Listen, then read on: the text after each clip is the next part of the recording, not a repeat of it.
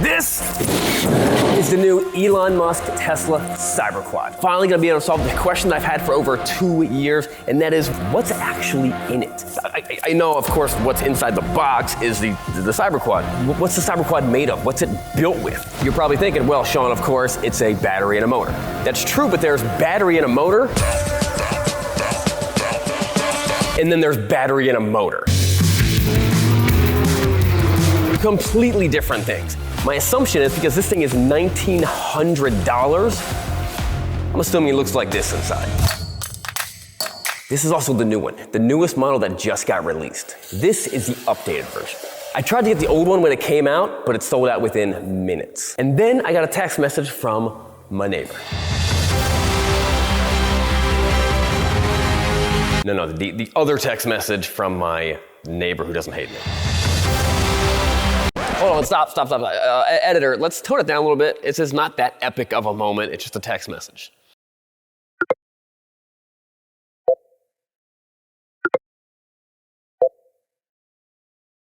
So not only are we gonna figure out what the new updates are and what's inside that thing, we're also gonna put the Cyberquad through a series of tests that Elon Musk himself would absolutely approve of. And if by some miracle it actually makes it through those tests, we're gonna put it through the toughest test of all. My youngest son. Where's your shoe at, son? I don't know. Only time. All right, where's your pants at? So this is what $1,900 plus tax gets you from Tesla. I'm sure you would have been disappointed as I was disappointed.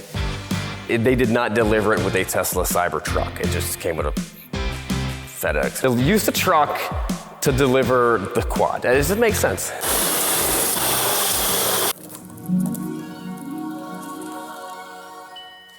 Do I have to assemble it? Here's the wheels. That was one of the big things about these things was the air-filled wheels. Smells like a Tesla. Smell it. Yeah. This is a little more assembly than I suspected. Wait, what's that? What? Oh, this is just the just literature, I guess. Is there a tool in here? That's fine. I got my own tools. Hey guys, last week I launched 300. We're only selling 300 of these Oxblood 508s. One of those 300 is gonna get the little BW80. So someone's gonna get that thing. We still have maybe about 100 of these left. So if you wanna get in on it, go to bikesandbeardsgear.com. That's how you do it. These are awesome. I'm really enjoying these gloves. Kevlar. Really, really nice gloves. So I put up my tools and started putting together the Cyberquad without the instructions, of course, because I'm a man who identifies as a man who doesn't need instructions. There's tons of these little ones. I have no clue where they go. It'd be really cool if they made like something that told you where stuff went. That would be really nice. That'd be really nice. That would make sense. But no, life just doesn't work that way. I don't know where these other bolts go. You know what? I'm gonna go blow my nose real quick. I'll be back in a second. Okay. We'll just cut it.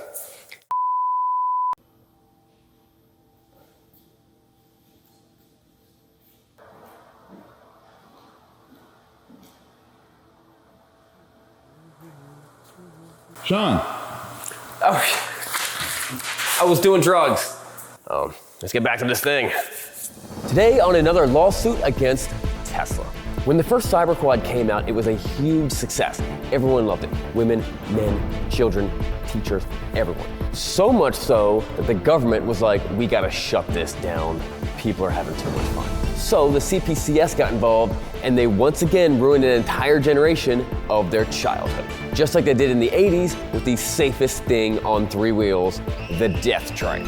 The claim was that the Cyberquad was not a child's toy like it was being marketed as. Nope, it was the exact opposite. Something so different, it was almost completely unrecognizable. It was a youth ATV. Yeah, that was the big deal they were making it. It was just something completely, that in their minds, that's completely different. You can't make this stuff up. And that's why all the original Cyberquads were recalled. And it might surprise you how Tesla decided to solve this problem.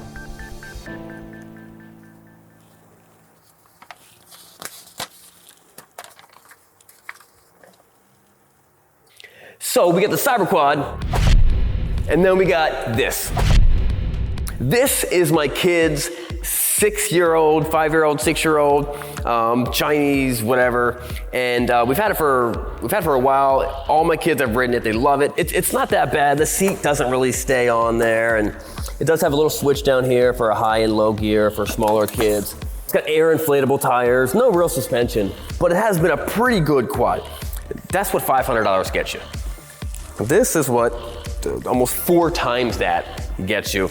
And the big question is, what's the big difference? So the first thing is the motor. There's the motor, 24 volts, PF Zhanglang United Motor Company, 350 watts. Let's see what the Tesla's got. Now I'd like to see a Tesla motor on here.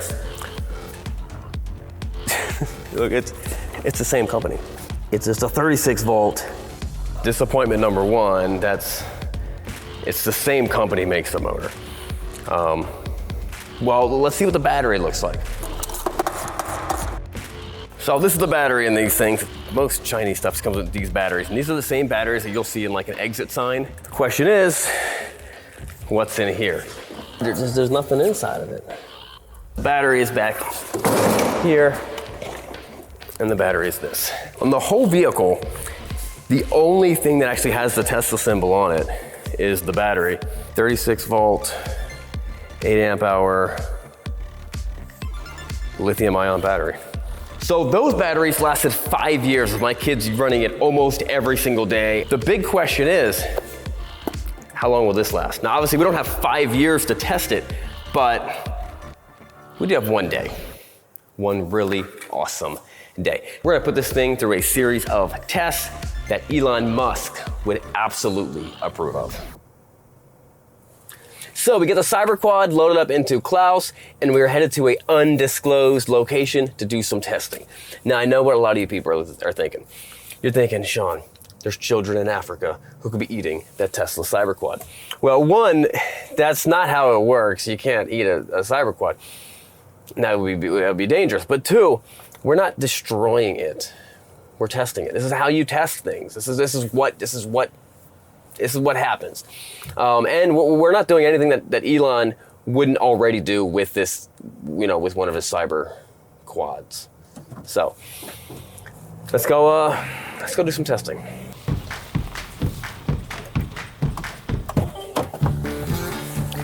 So we are here at my buddy Brock's place. Let's go find Brock. Hey, what's up, Brock? This is my friend Brock. He's a professional adventure motorcycle rider and the host of his YouTube channel, Moto Missions with Brock Gill. So test number one, when they're showcasing the Cybertruck, we all remember this. Elon threw a big steel ball at it. I couldn't find a steel ball for mine. I got a 2-inch receiver hitch. That's cute. Yeah. I brought this one. Little ball and chain. Why do you have that? Watch it bounce back.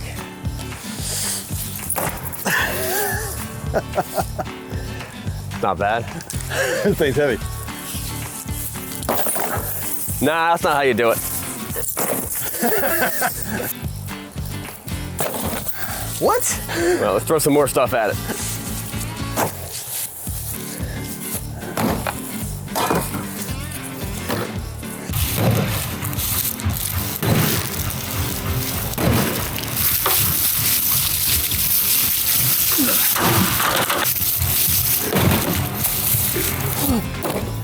What? It's indestructible. Come up. Fixed it. So in conclusion, it's actually pretty tough. I mean, like, a little scratch here, a little scratch there, but that's not that big of a deal. It still works, so let's go to test number 2. This is the bow and arrow test. Yeah, it's a bow and arrow. Joe Rogan shot the Tesla Cybertruck with the bow and arrow, and it, as Elon suspected, it deflected it. Let's do our own test with the Cyberquad. I'm ready.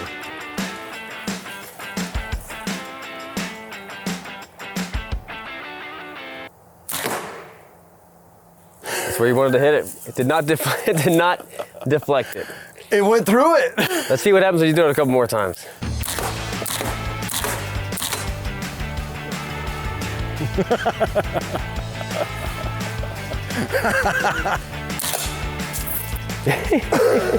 Did it break it? It brought it, knocked it all the no. way back here. That's crazy. It broke it in half. So they shot it with a compound bow, but they did not shoot it with a crossbow. We're gonna solve that today. Also, that plastic hubcap has been impenetrable for an arrow. Hopefully this can go through it.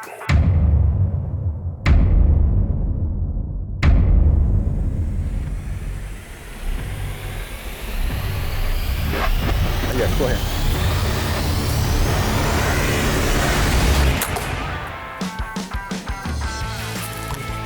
Bounced What off. happened?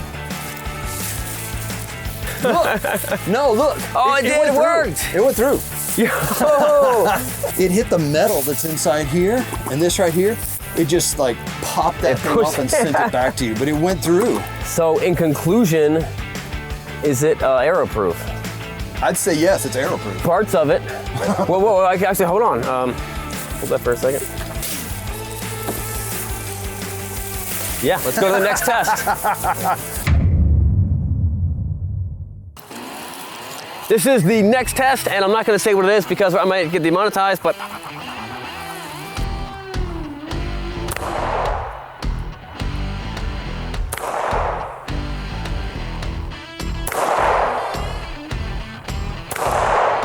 did I go through it? Here is what I thought you were hitting. Oh, up right here? That's what I thought. Maybe I'm wrong. Got one there. And you got one there in the flake there. Did we shoot something we shouldn't have shot? See how this thing's flashing? It's flashing like shot. You shot me. Look, I got your problem right there. Look, Wow, where is that? the throttle cable's cut in half. You shot through the. These aren't bulletproof. I would have put bulletproof wires on here. Messed up, Elon. So it turns out that if you shoot a bullet through this cable, we think it's a throttle cable, a very small cable, it doesn't work anymore. But other than that, it still works, as far as we know. So I knew they fixed a problem from the last recall. I just didn't know how they fixed it. And I can only imagine how they must have improved it to make this thing significantly more awesome, because that's the Tesla way. Then I found out that all they actually did was they changed who it was recommended for. Instead of being kids, it was recommended for age 9 through 12, which if you're a 10-year-old and you live on a farm, statistically, like this is a statistical fact, you've been running that farm for the past 4 years, which means you're driving $1 million tractors the size of houses that can crush a house. They also added some safety stickers to put on the side of it, and a little recommended tire pressure sticker on the side. So basically what this means is that they never needed to ban three-wheelers 40 years ago. They could have solved the problem by putting a little sticker on the side and changing the way they marketed it. Instead of a three-wheeler, it was now just a rollover machine or a leg braking device. But it's a good thing we have people over us to help keep us safe. No, not our parents, the CPCS. Let's see how this Cyberquad handles the next test. I don't know if it's gonna make it. Let's call Craig again. Yeah, what's up, Craig? What's happening? Hey, we have a question about our Cyberquad. Okay. We're wondering why it's not working. Huh. And you say it's not working. It's not working. Yeah, we shot it with a couple of 9mm. That's weird. Do you have the kill switch on? No, there's no kill switch. I can't see what the problem would be. Well, you think about it. If anything jumps up, hey, you still coming down later this week Yeah. to film? Yeah. All right, it's gonna be awesome. Yeah, it is. All right, later. Later. Yeah, you heard. Craig's coming down this week, and we're gonna make a video. So, it took the things that we projectiled at it, Let's see how it does with something different. Who thinks he's gonna hit the camera? I just bought that camera. Ready?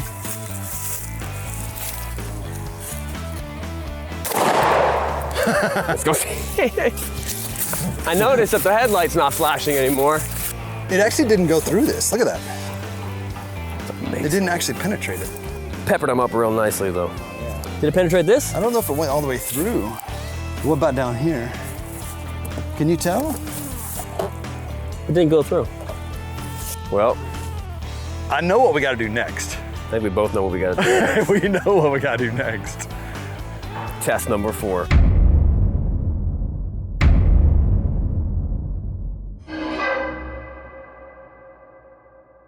Y'all ready? I'm ready. Ready? I'm ready.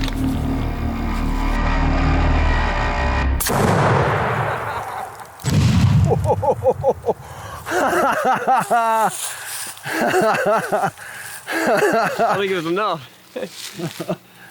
Let's go bigger.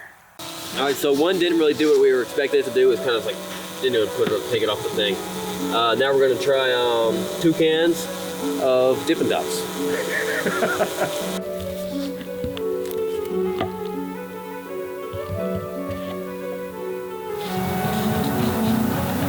We got this.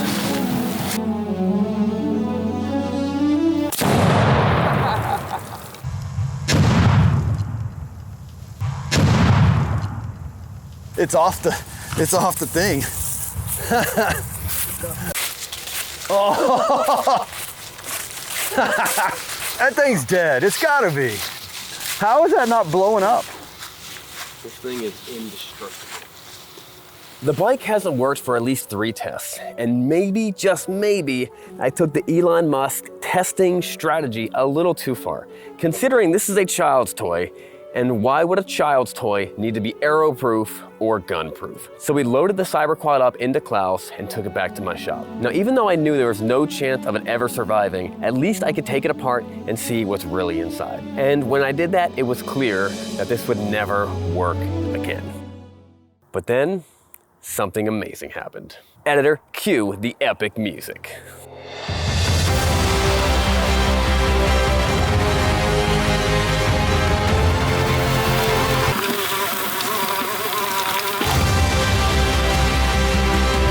What do you think? You like it? Yeah.